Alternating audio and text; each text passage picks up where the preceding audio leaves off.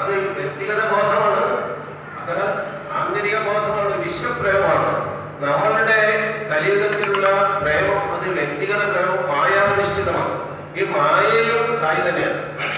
അതുകൊണ്ടാണ് കലഹപ്രിയായ നമഃ എന്ന് നമ്മളുടെ സത്യസായി സഹസ്രനാമാവിൽ പറഞ്ഞിരിക്കുന്നത്. വേറെ കാര്യം കൂടി പറഞ്ഞുകൊണ്ട്, കഴിഞ്ഞ ദിവസത്തെ ഈ കേരളത്തിൽ പ്രകമ്പനം കൊള്ളിച്ച കോടിയർച്ചന ഒരുപക്ഷെ കേരള ചരിത്രത്തിൽ ഇങ്ങനെ ഒന്നും ഉണ്ടായി കാണില്ല. 14,00,000 പേര് പങ്കെടുക്കുക, 1.5 കോടി നാമം ചൊല്ലുക. ഞങ്ങൾക്ക് അതിനകത്ത് ഞങ്ങൾ ട്രയൽ എടുത്തത്, അല്ലെങ്കിൽ 9,000, അടുത്ത ദിവസം 15,000, 24,000 നാമം ചൊല്ലാൻ കഴിഞ്ഞു. അതിന് നമ്മുടെ വ്യക്തിഗതമായ പ്രാർത്ഥനയിലല്ല, ഈ ലോകത്ത് ഒരു വേൾഡ് പീസ് സമാധാനം ഉണ്ടാകും. നമ്മൾ കഴിഞ്ഞ ദിവസം കണ്ടായിരുന്ന ഇന്ത്യക്കെതിരെ ഉള്ള ഭീകരാക്രമണത്തിൽ 26 പേരുടെ ജീവൻ നഷ്ടപ്പെട്ടു.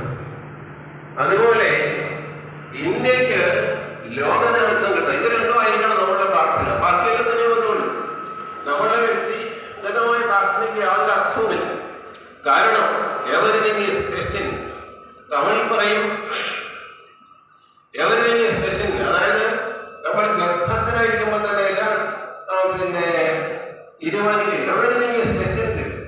Even in the womb. നമ്മൾ ഗർഭസ്ഥനായിരിക്കുമ്പോൾ തന്നെ നമ്മുടെ കാര്യങ്ങളെല്ലാം തീരുമാനിച്ചിരിക്കുക. നമ്മുടെ വലുതായിട്ടൊന്നും പറ്റില്ല. പിന്നെയും കഷ്ടപ്പാടുകളെ സഹനീയമാക്കി തീർക്കും. അല്ലാതെ നമുക്ക് നമ്മളുടെ ഡെസ്റ്റിനിയെ നിയമത്തെ മാറ്റാൻ സാധിക്കില്ല. അതുകൊണ്ട് സായി പലപ്പോഴും പറയുന്നുണ്ടല്ലോ, ഞാനൊന്നും ചെയ്യുന്നില്ല, നിങ്ങളുടെ ഹിസ്റ്ററി ഓഫ് സുഹൃത്ത് ഞാൻ നോക്കിയിട്ടാണ്. ഒരിക്കൽ തമിഴ്നാട്ടിലെ സ്റ്റേറ്റ് ചാർജുള്ള ആള് കാറപകടത്തിൽ നിന്ന് രക്ഷപ്പെട്ടായി സ്വാമി എഴുതി എന്ന് പറഞ്ഞപ്പോൾ സ്വാമി പറഞ്ഞു, ഞാൻ രക്ഷിച്ചില്ല, ഞാൻ നിന്റെ സുഹൃത്തിന്റെ ലിസ്റ്റ് നോക്കിയപ്പോൾ നിനക്ക് കാർ അപകടത്തിൽ രക്ഷപ്പെടാനുള്ള ആ ഒരു അക്കൗണ്ട് ഉണ്ടായിരുന്നു. അതുകൊണ്ട് നമ്മളുടെ വ്യക്തിഗതമായ പ്രാർത്ഥനയ്ക്ക് വളരെ പരിമിതമായ ഫലമേറ്റിട്ടുണ്ട്.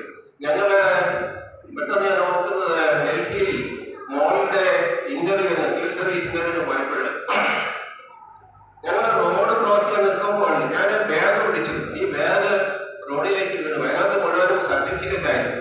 പുറകെ 100 കണക്കിന് കാറുകളും ലോറിയും വാങ്ങി ചെയ്തു. അത് അതിന്റെ പുറത്തുകൂടി കയറിപ്പോയാൽ ആണ് അത് നടപടിയായി പോകും.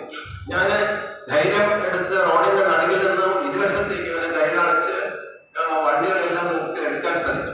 വേറെ ഇന്റർവ്യൂവിന് പോയപ്പോൾ അവിടെ തന്നെ നമ്മളൊരു ഊബർ ടാക്സി ഇങ്ങനെ പോവുകയായിരുന്നു.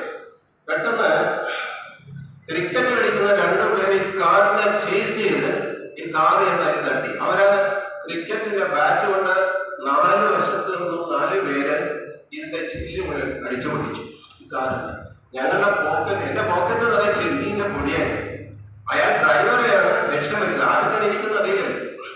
ഞങ്ങളുടെ അതിൽ നിന്ന് ഇറങ്ങി ഞങ്ങളുടെ കയ്യിൽ ഊളൻ ക്ലോത്ത് ഉണ്ടായിരുന്നു. അതിട്ടുകൊണ്ട് ഞങ്ങൾ 3 പേര് പെട്ടെന്ന് അറിയാതിരിക്കാൻ അതിട്ടാൻ ഞാനെപ്പോഴും മുഴുവൻ സായി മന്ത്രം ചൊല്ലുകയായിരുന്നു. സായി ഗായത്രി ചൊല്ലുക, ഇവരോട് ചൊല്ലാൻ പറ്റും. എന്നിട്ട് അടുത്ത ബസ്സിൽ കയറി ഞങ്ങൾ രക്ഷപ്പെടുക. അല്ലെങ്കിൽ